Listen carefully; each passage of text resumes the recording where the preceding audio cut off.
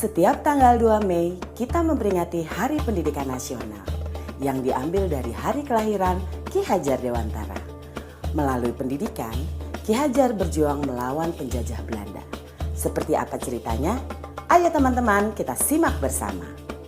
Ki Hajar Dewantara terlahir dengan nama Raden Mas Suwardi Suryaningrat pada tanggal 2 Mei 1889. Ia dibesarkan dalam lingkungan Keraton Pakualam di Yogyakarta. Ki Hajar sempat kuliah di Stovia atau Sekolah Dokter Pribumi. Kemudian ia bekerja sebagai wartawan di koran seperti Utusan Hindia dan Kaum Muda. Sejak muda, Ki Hajar berani menentang pemerintah kolonial Belanda. Bersama Daus Dekker dan Cipto Mangunkusumo, ia mendirikan Indies Partij pada tahun 1912 yang bertujuan mencapai Indonesia merdeka.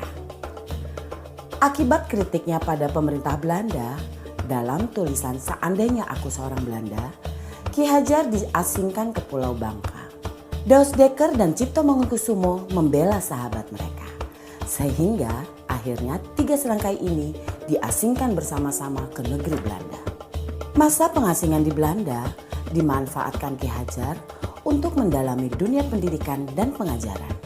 Pada tahun 1919, Ki Hajar kembali ke tanah air dan terus mengkritik pemerintahan kolonial Belanda lewat tulisan-tulisannya. Akibatnya, ia pun sering keluar masuk penjara.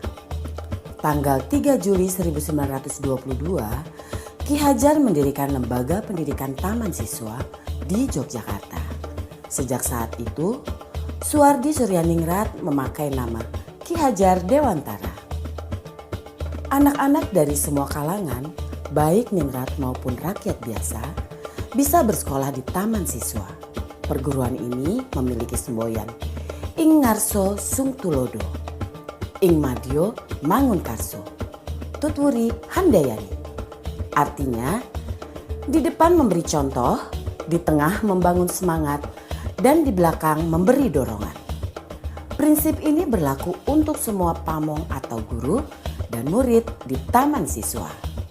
Setelah Indonesia merdeka, Presiden Soekarno mengangkat Ki Hajar sebagai Menteri Pendidikan pertama. Semboyan Tutwuri Handayani pun hingga kini tetap dipakai dalam dunia pendidikan Indonesia. Bapak Ibu calon guru penggerak telah menyimak video profil sejarah Bapak Pendidikan Nasional kita Ki Hajar Dewantara. Pada kesempatan ini, izinkan saya untuk memaparkan refleksi saya terkait pemikiran Ki Hajar Dewantara untuk membuat kita lebih memahami impian besar beliau untuk membawa anak Indonesia mencapai kemerdekaan belajar. Ada 2 hal yang ingin saya sampaikan di sini. Pertama, beliau berkata bahwa pendidikan adalah tempat persemaian benih-benih kebudayaan. Pada hal ini, Ki Hajar membuat sebuah koneksi 2 hal yang tidak terpisahkan antara pendidikan dan kebudayaan. 2 hal ini adalah satu kesatuan.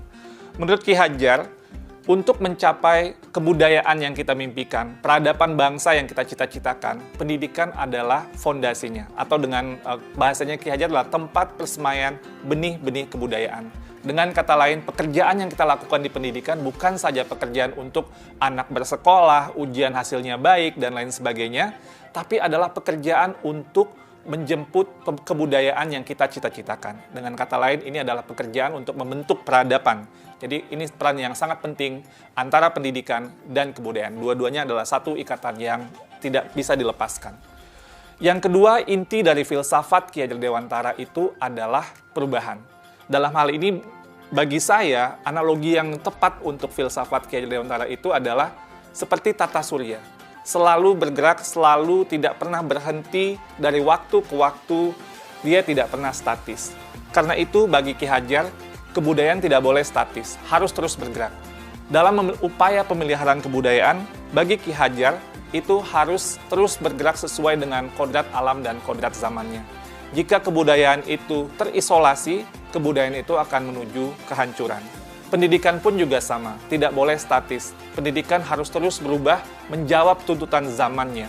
Karena sepertinya kalau dalam tata surya itu, kalau Bapak Ibu bayangkan, kalau planet itu berhenti bergerak, statis dia, itu akan terjadi sebuah chaos, sebuah kekacauan. Dan itulah yang dilihat oleh Ki Hajar bahwa semuanya itu harus terus bergerak dan bergerak, tidak pernah berhenti. Artinya perubahan adalah hal yang kekal, yang harus terus terjadi. Selanjutnya, planet-planet itu pun dalam tata surya tidak ada yang sama. Di sini terlihat keberagaman. Ada planet Merkurius, ada planet Venus, ada Bumi, ada Mars, dan seterusnya. Dalam melihat planet-planet ini, inilah yang kita juga lihat dalam kebudayaan dan pendidikan. Dalam kebudayaan menurut Ki Hajar tidak ada yang sama. Ada kebudayaan yang mungkin seperti Mars, ada seperti Bumi gitu ya, tapi tidak bisa disamakan. Ketika kita melakukan pertukaran kebudayaan, itu bukan untuk menyamakan semuanya, tapi untuk menguatkan identitas dari masing-masing kebudayaan. Dan kebudayaan itu terus berputar dan terus berputar kepada sumbu yang sama. Dan dalam filosofi Ki Hajar, sumbunya ini atau di mana semua planet itu bersumbu itu adalah nilai-nilai kemanusiaan. Dan ini yang menjadi hal yang esensi dari semua kebudayaan, dimanapun kebudayaan itu berada. Baik itu kebudayaan di Indonesia yang beragam maupun kebudayaan dunia yang juga sangat beragam. Esensinya menurut Ki Hajar adalah nilai-nilai kemanusiaan. Pendidikan pun juga sama. Anak tidak pernah ada yang sama. Dua anak kembar itu tidak pernah sama persis, bahkan kembar siam sekalipun. Fitrah dari penciptaan dari Yang Maha Kuasa itu adalah keberagaman. Menurut Ki Hajar, biarkanlah anak-anak itu memiliki keunikannya sendiri-sendiri. Ibarat planet-planet tadi, mereka bergerak dengan kecepatannya sendiri-sendiri. Kalau Bapak Ibu lihat di tata surya, Merkurius itu berputar sangat cepat, sementara mungkin planet Jupiter itu agak lambat berputarnya. Dan ini mereka juga berputar dengan kecepatannya sendiri-sendiri sesuai dengan orbitnya masing-masing. Masing-masing punya cerita di dalam planet yang berbeda-beda. Jadi tidak bisa dipaksakan Bumi itu harus menjadi seperti Saturnus atau Neptunus itu menjadi Merkurius. Semua ada orbitnya masing-masing, semua bergerak pada sumbu yang sudah diatur dan menghamba pada nilai yang sama, yaitu nilai-nilai kemanusiaan. Nah, lalu, apa yang kemudian menjadi relevansi pemikiran-pemikiran Ki Hajar Dewantara terhadap transformasi pendidikan yang sedang kita lakukan sekarang? Filosofi Ki Hajar adalah filosofi tentang perubahan, dan dalam hal ini ada 3 kerangka perubahan Ki Hajar Dewantara. Yang pertama adalah kodrat keadaan. Dalam melakukan perubahan, kita harus melihat kodrat keadaan yang terbagi 2. Pertama, kodrat alam, yang kedua, kodrat zaman. Kodrat alam itu adalah terkait dengan alam tempat di mana masyarakat itu berada. Seperti yang digambarkan oleh Ki Hajar, kalau alamnya daerah pertanian itu berbeda dengan daerah pegunungan atau daerah pantai. Yang 2 musim itu berbeda dengan 4 musim dan seterusnya. Ki Hajar bercerita bahwa kalau orang Belanda melihat orang Indonesia itu boros, karena orang Indonesia alamnya sangat ramah sekali, jadi tidak pernah mungkin berpikir untuk masa depan yang terlalu jauh, karena alamnya selalu menyediakannya. Sedangkan orang Indonesia melihat Belanda itu pelit. Tapi ini Belanda dibentuk oleh alamnya juga, karena dia harus hidup 4 musim, dia harus berhemat, karena nanti ketika datang musim dingin, tidak bisa lagi tumbuh atau pertanian tidak bisa bergerak. Jadi ini kodrat alam yang membentuk sebuah kebudayaan, kebiasaan sebuah masyarakat. Nah, lalu juga ada kodrat zaman, bagian kedua dari kodrat keadaan.